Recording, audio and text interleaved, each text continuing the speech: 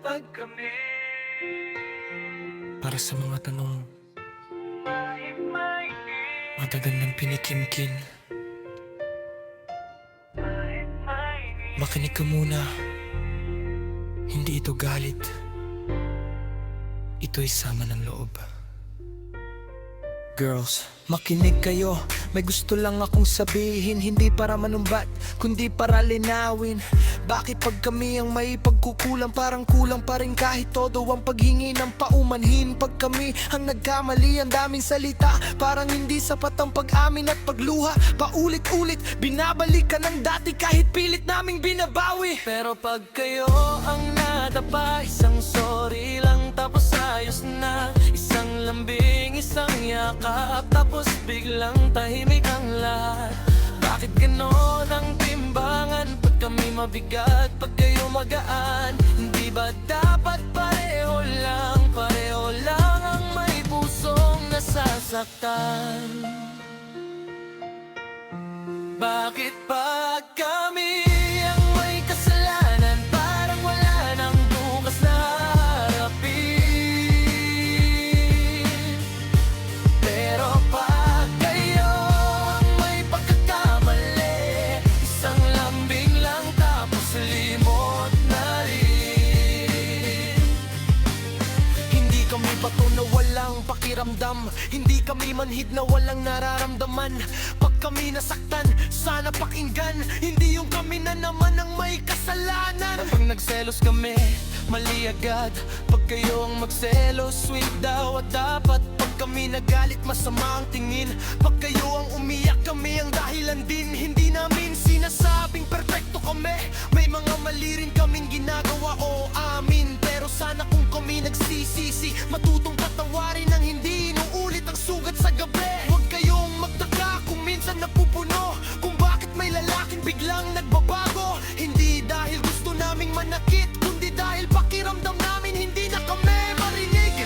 Kung may jowa na kayo, sana irespeto, huwag nang maghanap pa ng ibang kausap sa likod nito. Dahil pag napuno ang puso ng lalaki, hindi galit ang lalabas, kundi pagod at pananahimik.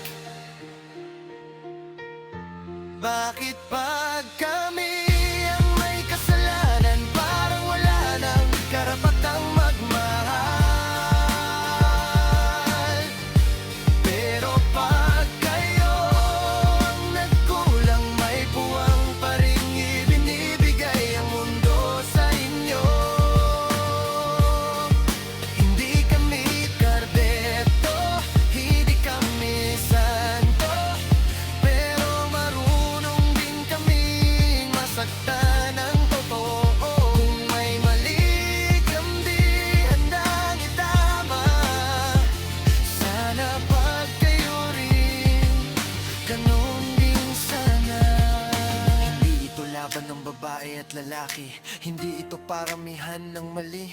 Gusto lang naming maramdaman na pag kami nagsorry, sapat na minsan. Na pag kami ang umiyak sa dilim, may makikinig din.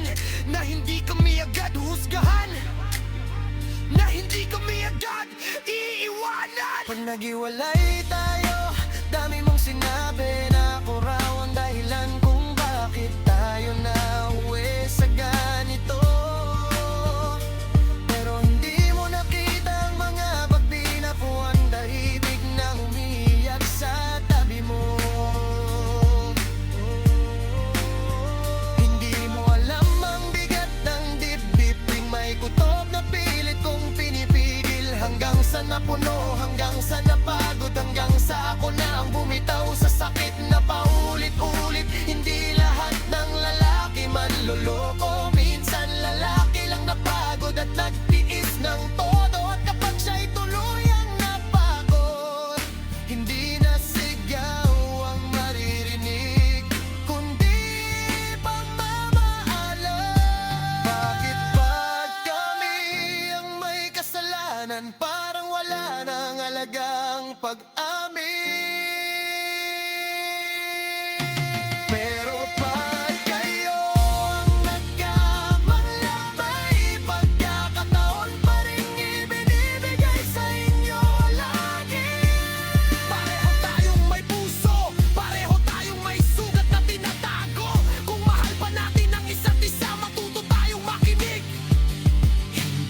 magsalita.